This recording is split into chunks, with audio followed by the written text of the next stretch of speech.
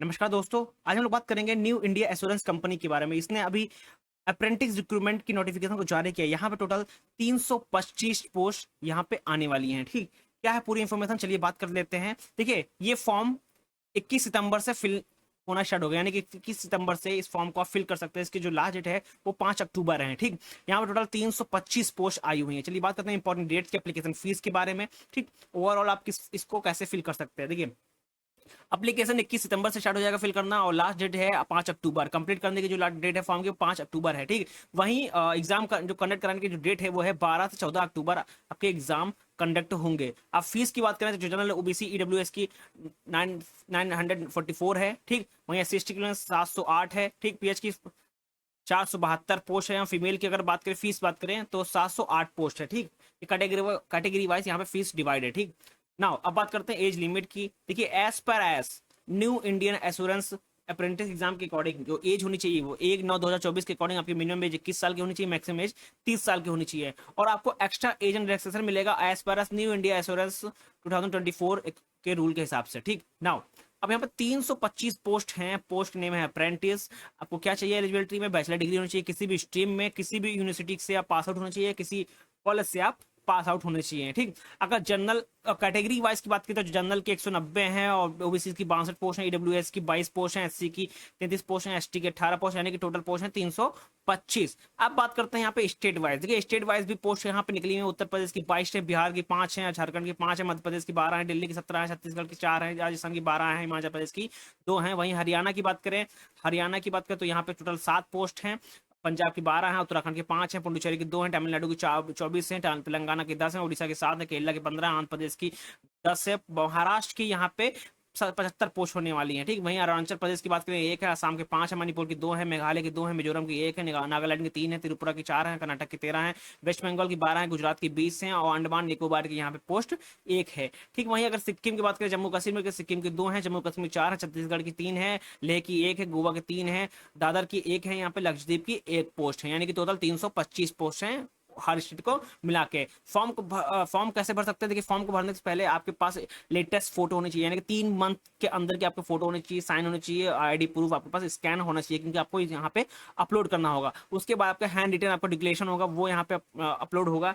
उसके बाद PC details education से और एड्रेस प्रूफ आपके पास होना चाहिए। ठीक, आप नोटिफिकेशन की बात करें तो यहाँ पे ओवरऑल आप नोटिफिकेशन देख सकते हैं, स्टेट और कैटेगरी वाइज, स्टेट वाइज यहाँ पे आप देख सकते हैं पूरी पोस्ट। ठीक, चलिए इस पर तो हम लोग ने बात कर ली थी। अगर एक्स्ट्रा एज एंड रिलैक्सेशन मैंने बोला था, तो यहाँ पे अगर SC ST है, ठीक, तो यहाँ पे आपको 5 साल का एज रिलैक्सेशन मिलेगा। अगर ओबीसी है तो 3 साल का यहाँ पे रिलैक्सेशन मिलेगा। अगर यहाँ PWPD है यहाँ तो 10 साल का एज एंड रिलैक्सेशन मिलेगा। वहीं अगर वीडियो है, डिवोर्स वुमेन है, ठीक, वुमेन लीगली सेपरेटेड हैं देयर हस्बैंड से, और हु आर नॉट रीमैरिड, तो यहाँ पे आपको 35 की तक छूट मिल सकती है, 35 ईयर तक यहाँ पे छूट मिल सकती है। ठीक, नाउ अब बात करते हैं ओवरऑल यहाँ पे आपके पास क्या क्या डॉक्यूमेंट्स होने चाहिए। ठीक, इसको फिल करने के लिए डॉक्यूमेंट आधार कार्ड हो गया, personal ID, mail ID, mobile number, passport size photo, qualification की जो डिग्री होगी, जो सर्टिफिकेट डिग्री होगी, वो होना चाहिए पीडीएफ में। ठीक, और जो उसकी साइज होनी चाहिए पीडीएफ की वो लेस देन 1 MB होनी चाहिए। ठीक, यहाँ पे आप इसको कर लीजिएगा। ठीक,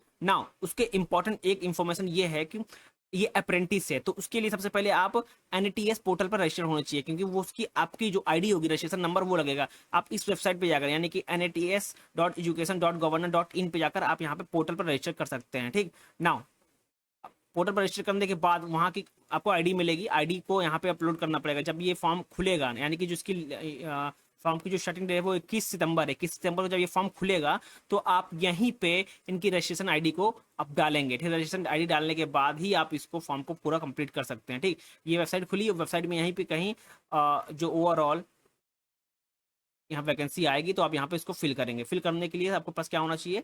NATS पोर्टल पर रजिस्टर होना चाहिए, उसकी आईडी यहाँ पे लगेगी। ठीक, नाउ अगर बात करें सिलेबस के बारे में, ठीक, अगर सिलेक्शन प्रोसेस की बात करें यहाँ पे, तो यहाँ पे बेसिकली ऑनलाइन रिटन टेस्ट होने वाला है। जो ऑब्जेक्टिव टाइप होगा, यहाँ पे जो क्वेश्चन पूछे जाएंगे, जनरल फाइनेंशियल अवेयरनेस पूछे जाएंगे, 25 क्वेश्चन होंगे, 25 मार्क्स के होंगे टोटल, और इसका मीडियम होना है हिंदी इंग्लिश। देन सेकंड होगा जनरल इंग्लिश का 25 क्वेश्चन, 25 नंबर के, इंग्लिश में मीडियम में होगा, क्वांटिटी रीजनिंग होगा, 25 क्वेश्चन होंगे, 25 मार्क्स का होगा मैक्सिमम।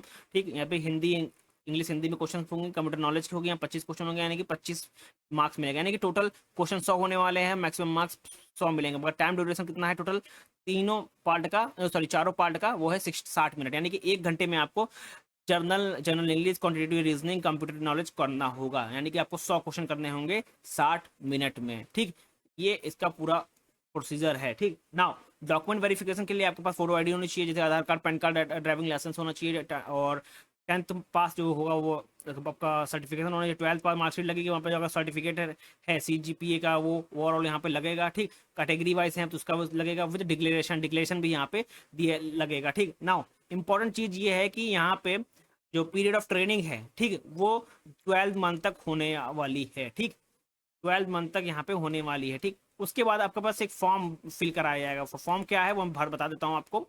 ये है आपका फॉर्म। ठीक, ये फॉर्म आपको अपलोड करना होगा। पहला जो फॉर्म है ये फॉर्म पहला यहाँ से स्टार्ट है। ठीक, ना ये फॉर्म आपको फिल कराना होगा। ठीक, शेड्यूल कास्ट रहेगा, शेड्यूल ट्राइब है। ठीक, तो इसको आपको फॉर्म फिल करेंगे, आपको सिग्नेचर होना चाहिए गवर्नमेंट से। ठीक, उसके बाद एक और फॉर्म है, यहाँ पे क्या है, बैकवर्ड क्लासेस के लिए फॉर्म है, ओवरऑल ये है। ठीक, उस फॉर्म को फिल करेंगे। और फॉर्म 2 क्या है, सर्टिफिकेट ऑफ डिसेबिलिटी का, डिसेबिलिटी है आपकी। ठीक है, उसका सर्टिफिकेट यहाँ पे लगेगा, फोटो लगेगी और यहाँ पूरा साइन होगा। ठीक, ये फॉर्म यहाँ पर अपलोड होगा। Then in case of multiple disability होगा तो आप इस फॉर्म को फिल करेंगे, ओवरऑल ये डिटेल फिल करेंगे यहाँ पे, और इसको गवर्नमेंट से फिल करा के यहाँ पे साइन उनकी होगी, और यहाँ पे स्टैंप लगेगा। क्या क्या प्रॉब्लम है आपको पूरी यहाँ पे फिल होकर आपको यहाँ पे फॉर्म को सबमिट करना होगा। ठीक, नाउ इन केस ऑफ जो सर्टिफिकेट है डिसेबिलिटी का, अगर फॉर्म जो 5th है, फॉर्म 6 है, उसके बाद आपको यहाँ पे इस फॉर्म को भी भरना होगा, certificate of in case of other than those mention in our form. अगर इन फॉर्म के अकॉर्डिंग अगर कुछ और है तो आपको ये फॉर्म भरना पड़ेगा, फॉर्म 7। ठीक, फॉर्म 7 को फिल करके आपको अपलोड करना होगा। ठीक, नाउ ये बहुत इंपॉर्टेंट है, इस फॉर्म को फिल करेंगे। नाउ अब बात करते हैं इनकम की, एसेट्स की, और पूरी जो वीकर सेक्शन है उसके लिए यहाँ पे ये फॉर्म लगेगा, पूरा फॉर्म को फिल किया जाएगा। जो ऑफिसर की जो साइन होगी यहाँ पे, नेम और रजिस्ट्रेशन है उसका पड़ेगा, साइन होगी, मोहर लगेगी उसकी। नाउ ये ओवरऑल पूरा नोटिफिकेशन था, आपको मैंने बता दिया क्या प्रोसीजर है। अब ये फॉर्म जो एक्टिवेट होगा वो 21 सितंबर से एक्टिवेट होगा। जो लोग इसमें इंटरेस्ट हैं प्रेटेंस करने में, तो सबसे पहले NATS पोर्टल पर रजिस्टर्ड हो जाएं। ठीक, क्योंकि वहाँ का उनका वो जो रजिस्ट्रेशन नंबर है वो यहाँ पे लगने वाला है। ठीक, थैंक यू एवरीवन।